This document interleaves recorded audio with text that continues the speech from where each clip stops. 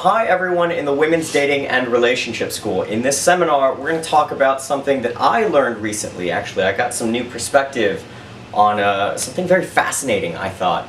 And it was basically about how to penetrate the person's defenses, right? So like, there are three different parts of us that we cherish and that we guard closest, right? And if you can unlock these three in the right order, then you've successfully allowed that person, or that person has successfully granted you access into their lives, into the deepest, darkest parts of themselves. And for everyone looking to accomplish how to achieve relationships, it's very important that you know how to do this from the male perspective, and also that you can teach the men that you're trying to engage in how to do that from your perspective as well. These three, we'll say, locks they're the same for everyone, but the order in which you have to unlock them are actually very different. I'll give you an example. For most men, well, the three things are body, mind, and heart, right? So for most men, body would probably be the first one to unlock, right? Like, that's just entry level one. From there, you have to unlock the mind and probably the heart, because it's usually men that are more guarded towards their emotional feelings. They don't let people in that close, that sort of thing. For women, on the other hand, it might be, mind, body, heart, or mind, heart, body, whatever it is, right? The idea being, if you are someone that's very comfortable with your sexuality, then your body probably won't be the last one. Especially if it's not something that's, cherished, that some of us might believe. Our feelings might be guarded. Maybe we've been hurt too many times, and our heart is the last part of ourselves that we give to someone. If that's the case, and that person makes it to that last and the third and final lock, then you know that they've successfully traversed your inner defenses. You've allowed them into your life, and that's the goal. You want to be able to get the person you're trying to be with to allow you into his life. So, this is very interesting because these patterns are very easy to figure out. It's not difficult. It does require a level of emotional intelligence on your part, but we'll get to that here in a second. So I'm actually, there was a woman that taught me this actually. She's in the submissive and domination type of world. And she's very BDSM, and she's telling me, she's like, yeah, usually when I'm, trying to get close to men, I usually just have to understand which one of these three locks that they cherish, which one's first, which one's last, and then I just work my way to be able to do that, because I know once I get to the last one, and I've gotten there successfully, that these men trust me. And I was like, wow, that makes sense. And so I started applying it to everything, and I was like, this is important, let's teach it. So, body, right? So let's say men are a little bit more comfortable having sex, right? Body's probably going to be the first one. If they're willing to sleep with you, great. That's entry level one. Second one, I'm convinced that, I'm not convinced, I know that just because, a guy's willing to have sex with you doesn't mean that he wants to spend the rest of his life with you. I'm pretty sure you all know that. But if you can entertain his mind, if you can access his mind and intellectually stimulate him, if you guys can get along emotionally, and intellectually, then you've gotten past the second lock, right? You're a part of his. He's thinking about you. He's intrigued by you. He's interested in you on a much more deeper level than just physical or lust, right? Because you've passed body, now you've gotten to mind. And then once he starts feeling emotions for you, once he starts really investing in you emotionally, where he wakes up in the morning and he's like, damn, I can't stop thinking about Jane. I just going about his day thinking, I wish he was here right now because it'd be so much better. Then you've reached heart. Like, that's when you've accessed the final and third one. But let's change it up a bit, right? Let's go to the female perspective. Maybe body is the last one, right? Maybe you need to have that emotion. You need to be intellectually stimulated and emotionally invested before you allow that person to have sex with you. Then that order would probably differ between body and mind, or heart and mind, and then body being the last one. And if that's the case, then the guy has successfully, intrigued you, stimulated you intellectually, and then he's, you know, earned your heart, you're starting to have feelings for him, and you're like, okay, now it's time. Now I feel comfortable investing myself and having a sexual relationship with this person. In that case, body would actually be the last one. And so I thought this was really fascinating, because if you can really understand the person you're dealing with, it's kind of like a roadmap into how to allow them to allow you into their lives, if that makes sense. So it's kind of a cheat code, but it's very powerful. It's something that I think should be taught. It's something that should be listened to. Because if you're dealing with a guy that, you know, body's his #1 lock, but body's your last lock, there's going to be a huge disconnect. He's going to be like, why won't you have sex with me? And you're like, well, because I don't run that fast. You know, I'm much more slower. I like to get emotionally invested. And he just might not grasp that concept. In which case, this might not be the guy for you. But if you're looking for someone that wants to invest in you emotionally first, again, it does require a level of emotional intelligence. All you have to do is pretty much just say something to the effect of like, I'm looking for someone that, you know, wants to have an intimate relationship, that's looking for, you know, something of substance there, not just, you know, constant fucking. I don't know about you. And he's like, yeah, I know what you mean. You know, I kind of crave intimacy. Got it. That's your guy, right? Body might not be his last one, but his first one's going to be heart.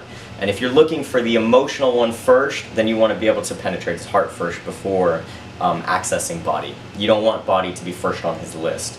So yeah, I thought that was extremely helpful. And on the second part of that, I might actually go a little bit off topic here. Emotional intelligence is extremely important. I've actually been doing some really deep thinking as to how I can provide better context for all of you in the Women's Dating Relationship School. And I think I actually found a new narrative that I'm probably going to continue for the rest of my teaching career doing the subject, and that is emotional intelligence. Back when I talked about the PEN model, you know, the PEN model is, where do you score on the PEN model? Are you neurotic psychotic? Are you pure extrovert? You know, which combination of these are you?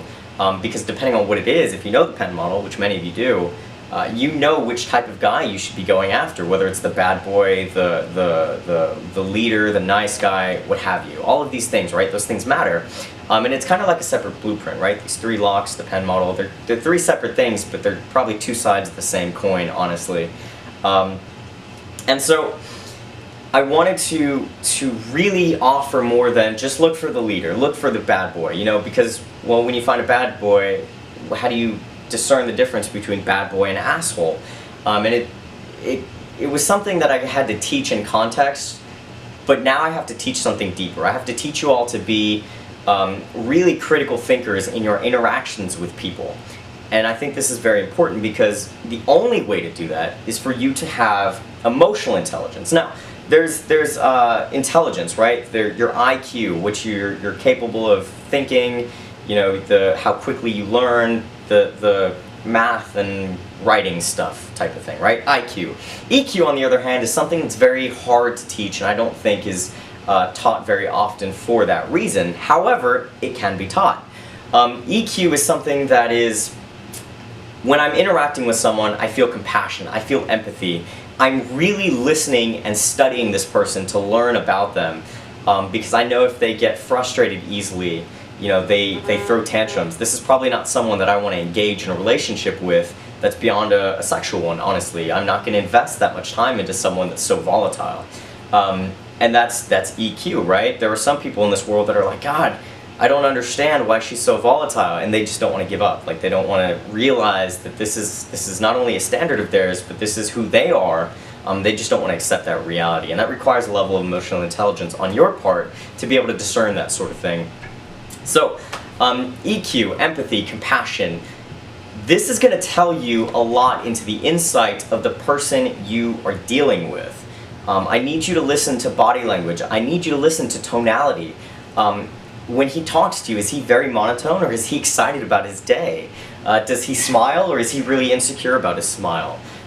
When he's, you know, engaging with people, is he very closed off and standoffish? Does he tuck his chin and, you know, close his arms?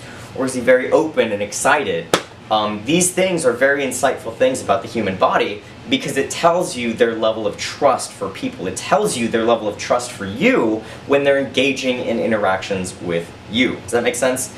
So if you're dealing with someone and he's like, yeah, I'm having a good day, and you're like, oh, that's awesome, and he's like, yeah, that's alright. Like, there's a disconnect. You're open, he's not.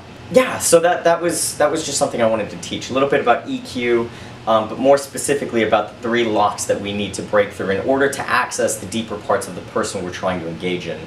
For example, me specifically, I can tell you I had an interaction with someone, and I very quickly realized that her 3 locks were mind, body, and heart. If she's not intrigued by you intellectually, you're not having sex with her. Like, I figured this out. And so I was like, okay, this makes sense, because a lot of guys that do catcalls and just don't have game generally will try and hit on her. And she's like, I'm just not interested in men that are that quick. She's like, if I'm into you, you'll fucking know. And I was like, alright, got it. And so I thought it was fascinating, because in order for her to be into you, there has to be an intellectual intrigue. There has to be something about you that she's fascinated about. And then she'll let you know, and then you can start building sexual escalation and things of that nature. And then after that, her heart's a little bit more guarded. And so after that, you have to be able to establish trust. And so it's just fascinating for me to really understand this sort of thing and then just apply it to my relationships. I thought that was very fascinating. So I wanted to share that with you, because this is something you should know. So yeah, the 3 locks are going to provide a massive insight for you into the human psychology and the male psychology specifically, into understanding how to get this guy to fall in love with you. If heart's his guarded one, and heart is one that you need, it's very critical, then you're going to have to work for everything else before that. If heart is his last and body's your last, then there might be some disconnect, but that doesn't make it impossible. In fact, it's very likely that simple touch and hug and physical intimacy, I'm not talking sexual nature, if you need love before you allow yourself to have sex with someone, or you allow someone to have sex with you, that's perfectly okay. But you need to understand that for a guy whose heart is last, but body might be first, if he's more of a sexual creature, either A, this person isn't right for you, or B, you need to understand how to bypass that. And honestly, this is where we go back into the subject of neurochemicals. This has to do with oxytocin specifically. How do we trigger oxytocin? What is oxytocin? For those of you that don't know, oxytocin is the love chemical.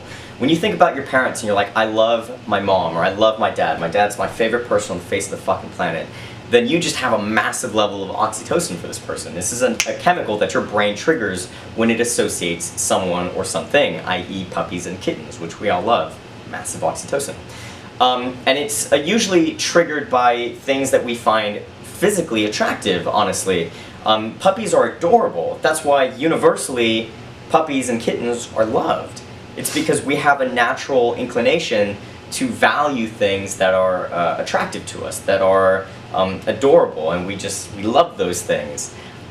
So yes, looks are important, but they're not everything, and I don't want to go too far into that, but I just want to emphasize looks can equal oxytocin. So if you're like walking down the street and some guy's like instantly falling in love with you, and you're like, God, why do guys do this? That's why. It's really fascinating, by the way. He just looks at you and he just triggers oxytocin in his head. You can control it, by the way, so I won't discredit self-control, but most people don't know how to control that sort of thing. Anyway, just some insight. Oxytocin.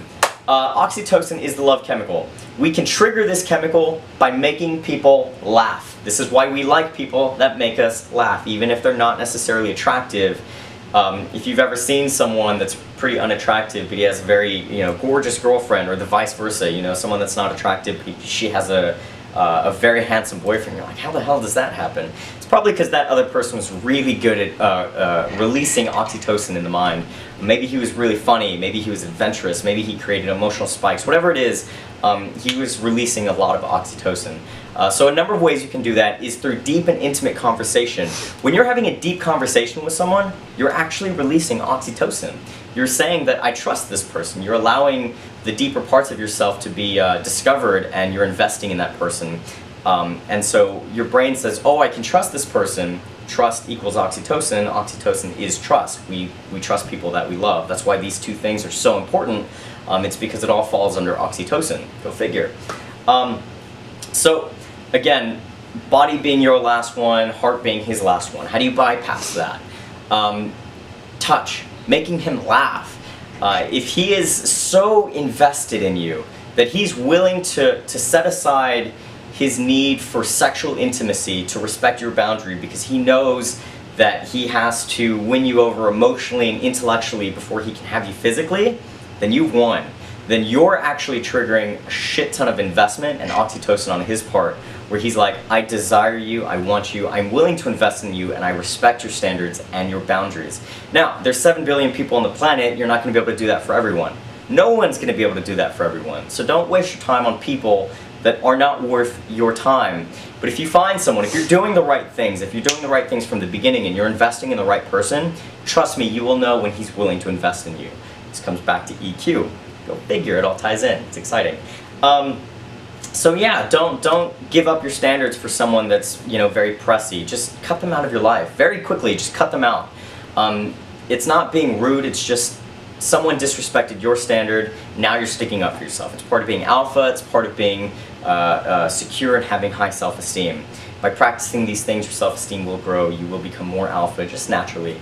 And your level of respect for yourself and the people that you have close to you will increase as well. So anyway, I hope this is helpful. Remember the 3 keys: body, mind, heart, in any order, but you need to figure out which order that applies to the person you're trying to see, and then you can access the deepest parts of that person.